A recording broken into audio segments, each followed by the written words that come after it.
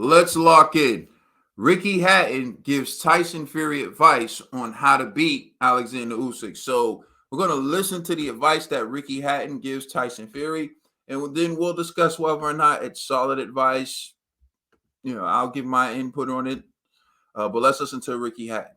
Oh no, I think he can make changes. I think if he uses his height, which he didn't use last time, if he uses his weight, which he didn't use last time, if he uses his reach, which he didn't use last time, I think he shouldn't have someone as small as Oleksandr Usyk pushing him around the ring. I think and also one voice in the corner.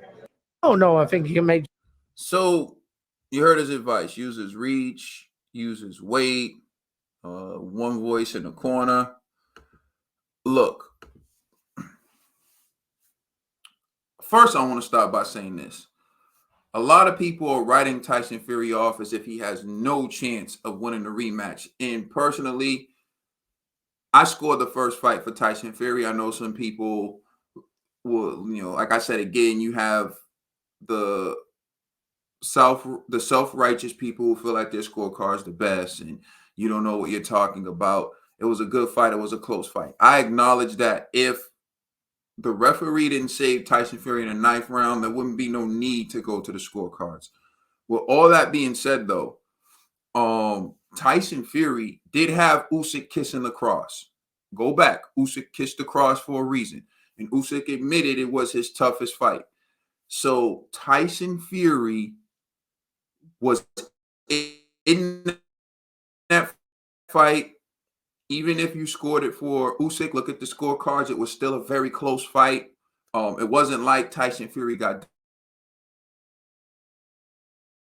And everyone's saying this because Fury had a really rough ninth round. And before that ninth round, Usyk caught Fury with a punch that really, I don't know if it broke his significant damage to his nose, that it put a halt to Fury's aggression.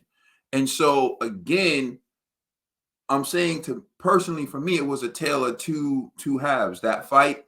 So if Fury comes in there with better conditioning, I think that's the main key for Tyson Fury. I think if he comes in better conditioned, able to perform at the level he was able to perform, particularly between, I want to say, rounds 3 to like 6, if he's able to perform at that level and he's able to maintain that level for extended period of time, I think he'd do well.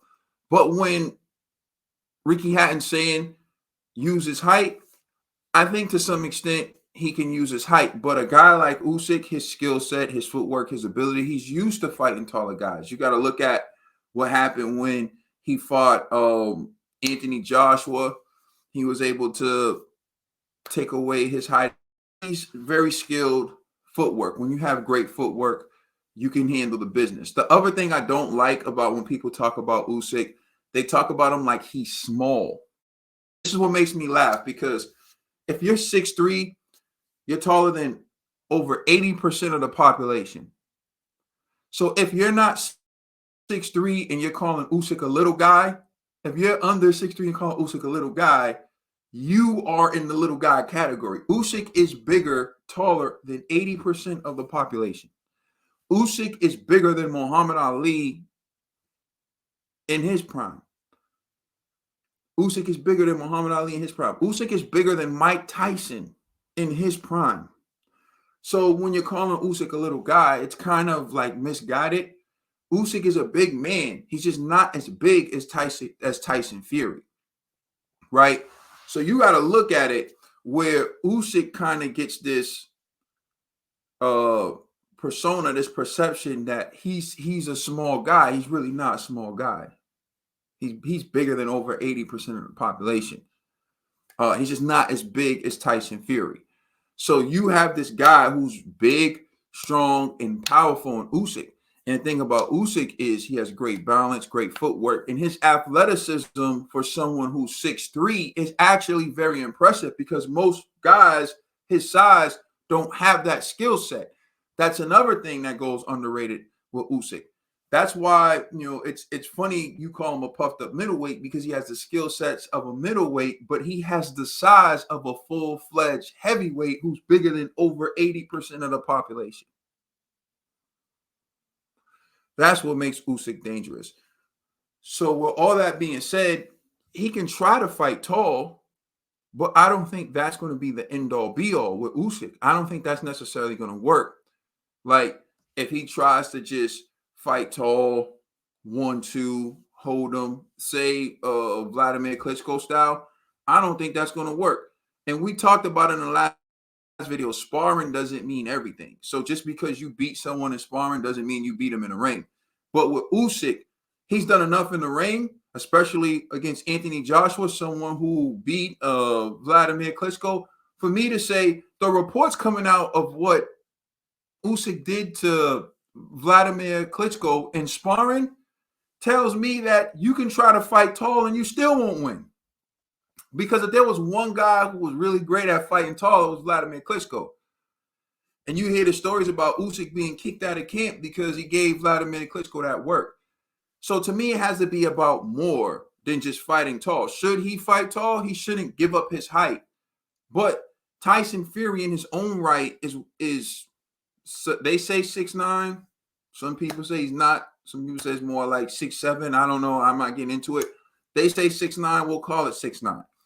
He's 6'9" with unique abilities and skill sets himself. It's rare you see someone 6'9" with the athletic ability of Tyson Fury. Tyson Fury got rocked by Francis Ngannou and just went straight skill set, moving, grooving, like a middleweight himself. So this is what makes the fight unique. You have two guys who are big, pause, who can move and have the skill set of guys from the smaller division. So that's what makes this fight great. I think Fury has enough skills himself. Look, I don't think you can reinvent the wheel at this point. I don't think Fury needs to go in there trying to be someone different. I think Fury needs to go in that ring and be Fury, but be mindful and respectful of what's coming back at him with Usyk. And I think that's where he lost the first fight. I think he got so comfortable, he was toying around, and Usyk caught him with that overhand right, or was it overhand left? Well, he caught him with that punch that did damage to his nose, and that's when the fight changed because Fury was messing around and wasn't respecting Usyk. I think he needs to fight serious from the opening bell to the end of the fight. Take no chances. Don't play around and go for it. And this is the last thing I'll say. My advice for Fury is fight how you fought Deontay Wilder in the rematch. That was the best version of Tyson Fury that I've seen. He wasn't on the back foot too much. He wasn't overly aggressive. He just went in that ring to be the boss. And he went in that ring and dominated. And this is what I think Tyson Fury needs to do. And it still may not work, but I'll tell you this, like all that playing around, not taking things seriously isn't going to work. The stretch where he was dominant and doing what he did, he needs to do that. He needs to have the condition and the stamina to be able to do that for, if he can't do it for 12, he needs to be able to do it for the majority of 12, right? He needs to be serious and he needs to be trying to put a hurting on Usyk. And if he hurts Usyk, he needs to be respectful of Usyk's counters, of Usyk's ability, and he needs to try to get Usyk out there, but intelligently.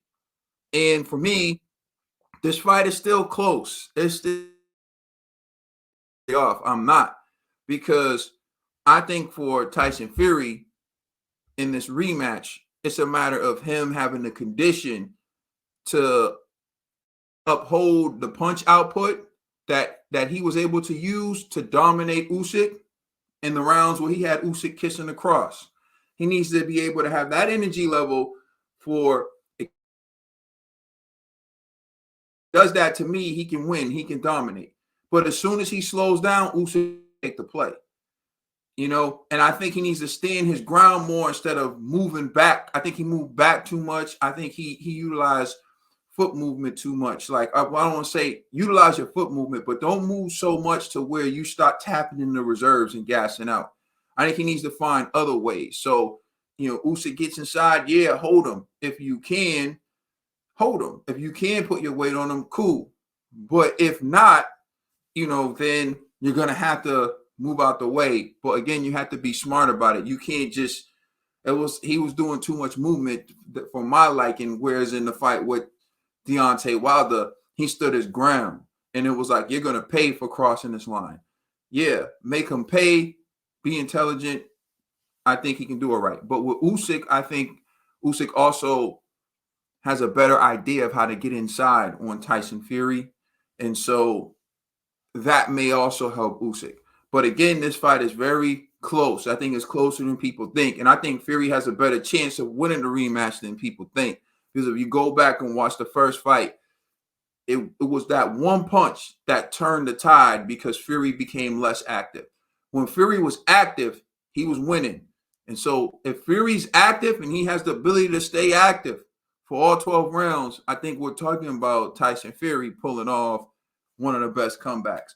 But if Usyk's able to neutralize him and do what he did again, find that shot that alters and changes everything, we're talking about the genius of Oleksandr Usyk. Let me know what you think in the comment section. Like, share, subscribe. It's Caden. I'm out. Peace.